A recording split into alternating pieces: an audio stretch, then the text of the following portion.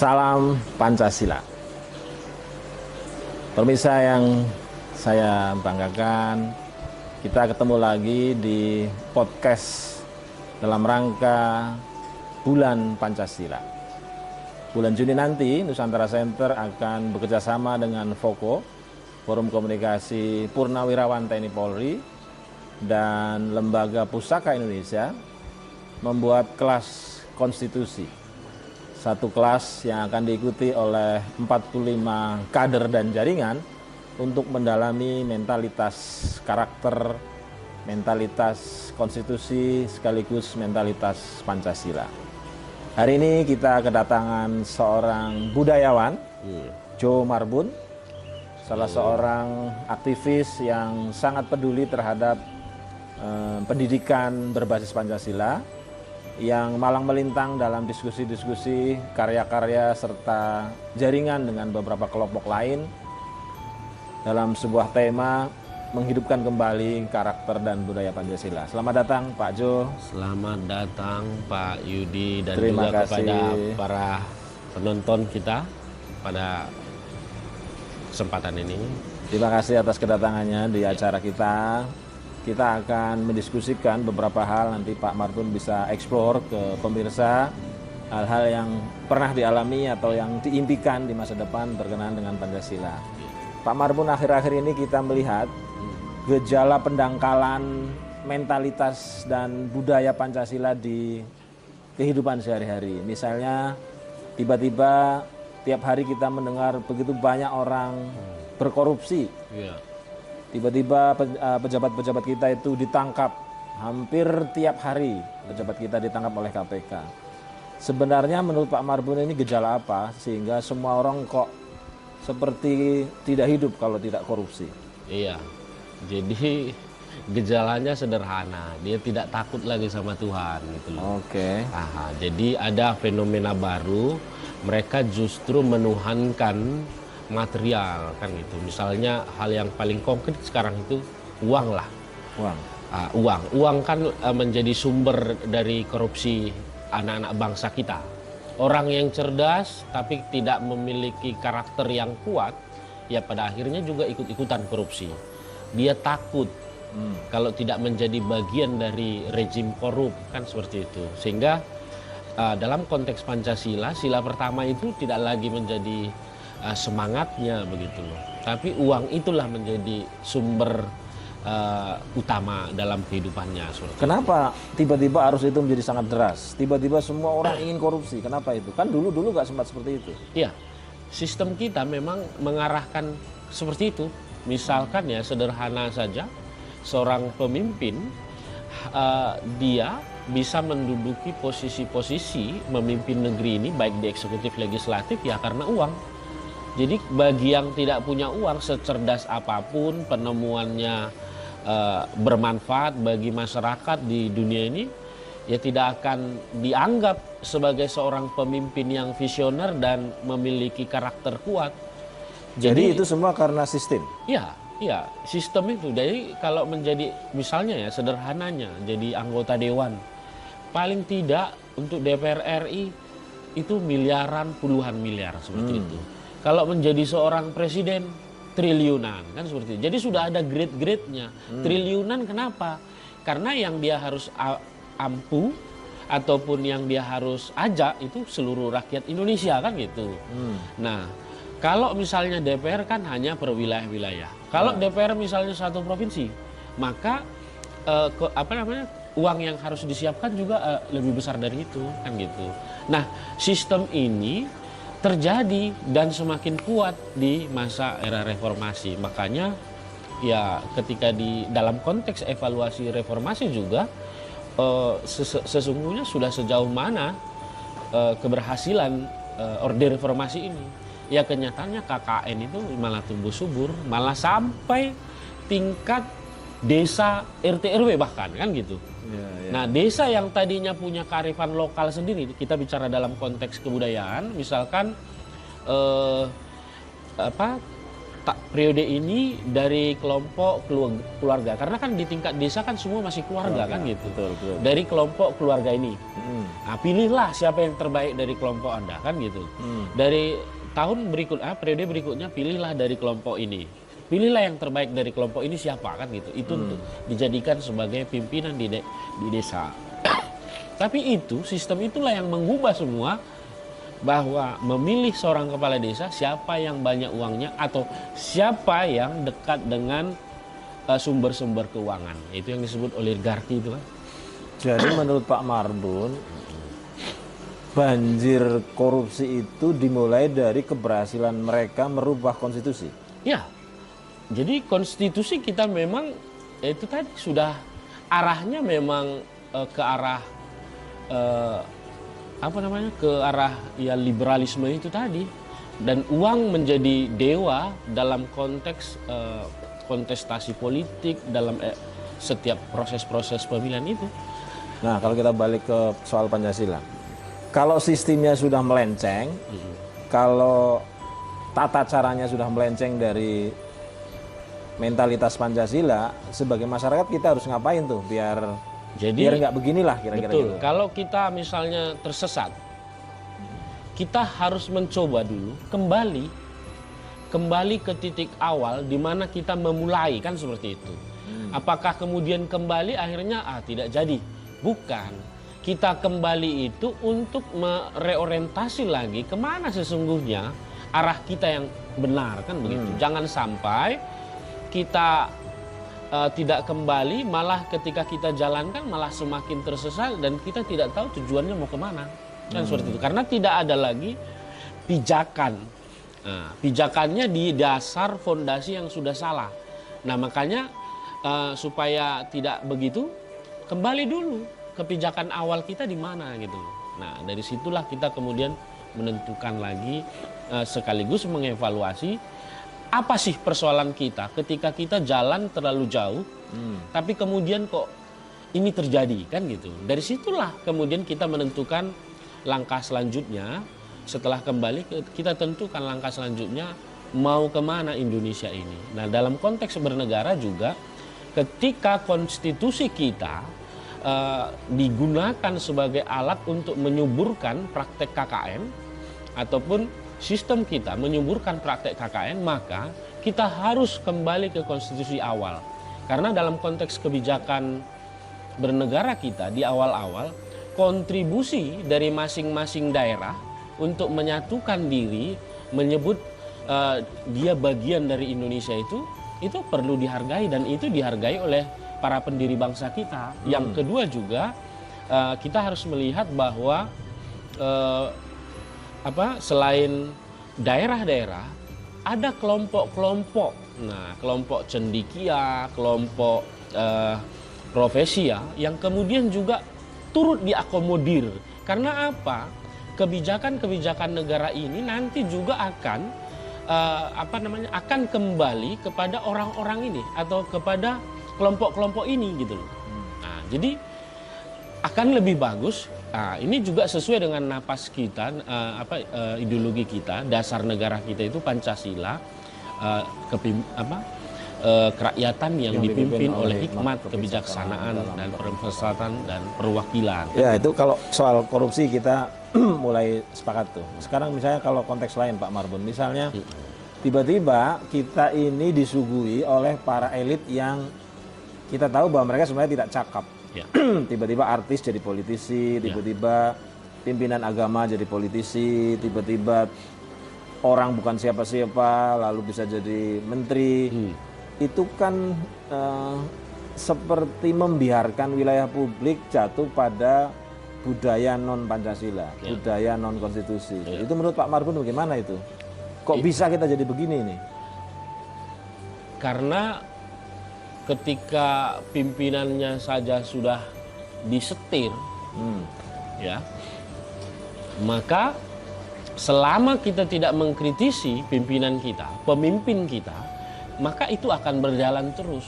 Mereka ketika sudah berada di puncak kekuasaan, mereka berada di dalam zona nyamannya kan gitu.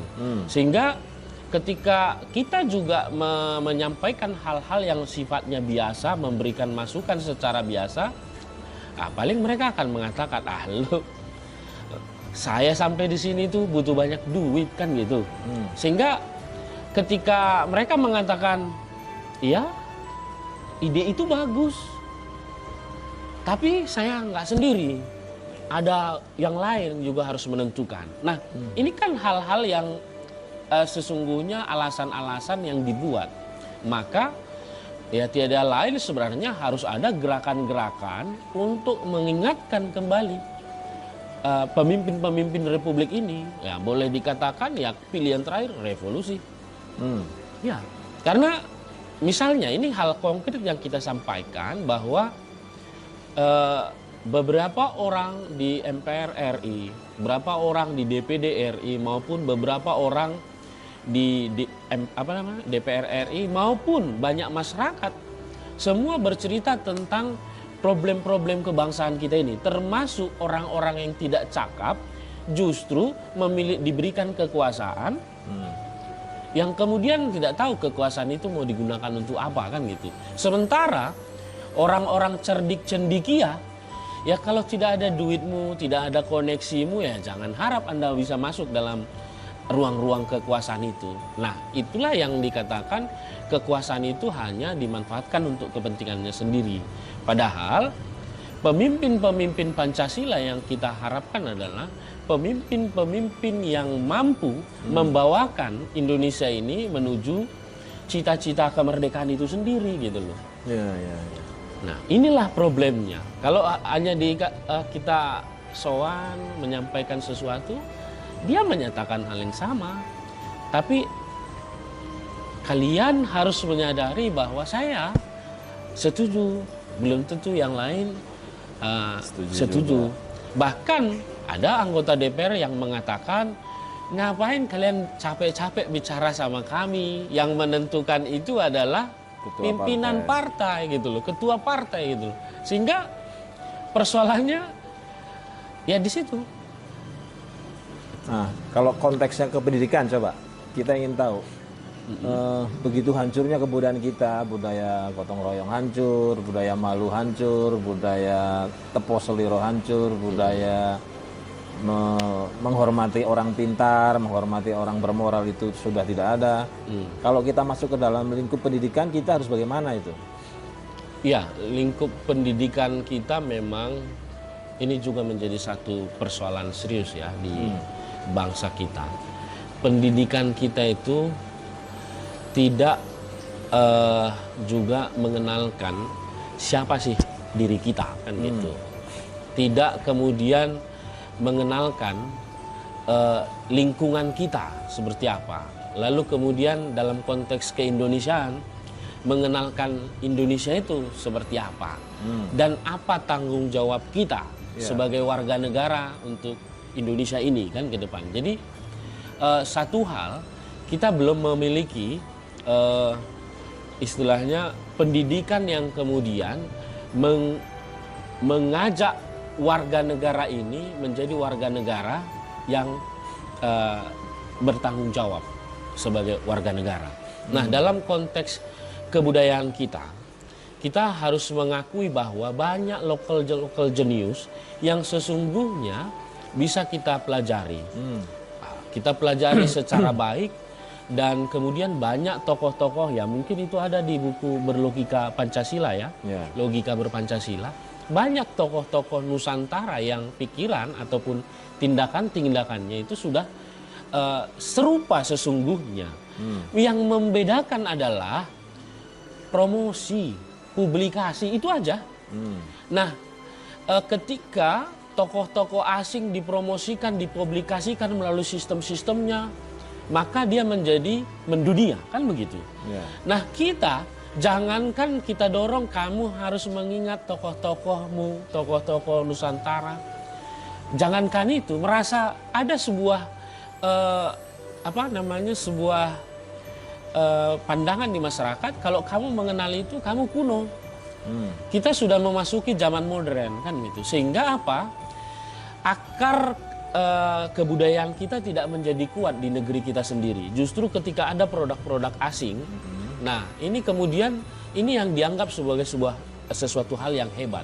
Nah makanya ini harus kita kembalikan bahwa kita harus belajar karena masing-masing daerah itu atau masing-masing wilayah atau masing-masing negara itu punya cara untuk menyelesaikan setiap persoalan yang mereka hadapi. Nah, ketika itu tidak digunakan, kita menggunakan kacamata asing untuk menyelesaikan problem kita, maka ya kita tidak menjadi ya sesungguhnya tidak menjadi cerdas karena kita tidak punya akar kebudayaan yang kuat.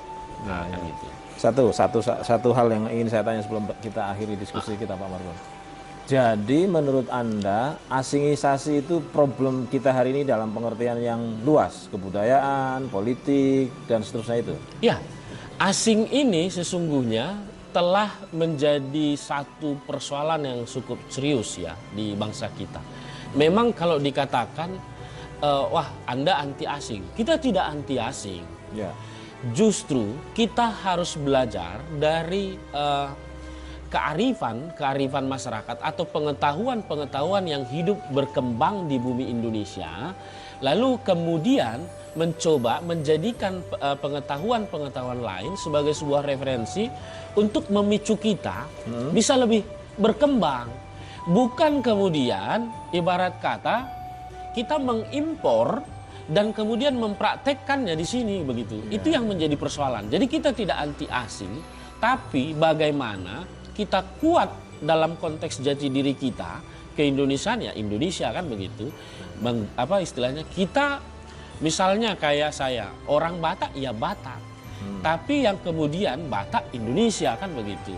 Jadi di situ ketika kita berbicara local genius, di situ berarti kita sudah berbicara tentang pengetahuan masyarakat. Dan itu sudah hidup berkembang sejak lama. Salah satu contoh ya saya katakan, masyarakat Indonesia itu sudah mengenal sistem astronomi. Tapi sistem astronomi ini kan ditinggalkan. Kita kemudian mengadop sistem astronomi dari luar. Kita tidak tahu cara akar pikirannya seperti apa. Tapi kalau kita belajar di Indonesia, kita pahami astronomi kita bisa memahami akar pengetahuan ketika kita mengatakan itu gitu loh. Nah, ketika ada perkembangan, di situ kita tinggal mengatakan oke, hal ini yang seperti ini. Ketika ada masuk, oh ya, itu cara yang seperti ini. Jadi itu memicu kita sebenarnya untuk lebih berkreasi sesungguhnya. Itu baru satu. Bicara aksara. Aksara kita juga sangat kaya. Bagaimana proses perkembangannya. Tetapi kita ada yang tahu nggak aksara kita masing-masing dari masing-masing daerah. Bahkan kita hanya tahu sekarang itu tulisan Latin. Itu satu hal. Belum lagi tentang bagaimana Borobudur itu tercipta. Nah ini kan teknologi maju sesungguhnya yang kemudian kita tidak ingin mempelajari itu gitu loh. Kekuatan pengetahuan lokal itu sudah sejauh itu ketika itu. Bahkan kita datang ke Trowulan, pusat pemerintahan Majapahit. Mereka sudah mengenal sistem irigasi, sudah mengenal yang namanya sistem bangunan. Lalu kita tidak belajar dari situ. Bahkan hal terakhir ini misalnya menyangkut otonomi. Menyangkut otonomi daerah, ini hampir pada zaman-zaman kerajaan-kerajaan Nusantara itu otonomi bagi kerajaan-kerajaan Nusantara lokal. Bagaimana mereka bisa saling terhubung? Kalau menyerang sebuah kerajaan A, berarti itu menyerang kami. Nah, di situ kan sudah ada jelas bahwa setiap tahun mereka ada memberikan upeti. Upeti ini pajak. Konsekuensi dari hal-hal yang kemudian mereka sepakati antara negara pusat dengan negara bawahan, kan begitu. Nah, ini yang kemudian apakah itu kemudian dijadikan landasan dalam berpikir ketika kita menjadikan sistem otonomi daerah itu apakah dari sana? Enggak. Yang saya tahu dari Amerika dicangkok, masukkan ke sini. Nah, itulah sistem-sistem lain juga demikian. Nah, ini kan satu hal yang sangat ya ada di depan mata kita, kita tidak ambil, tapi di depan yang jauh kita ambil kan gitu.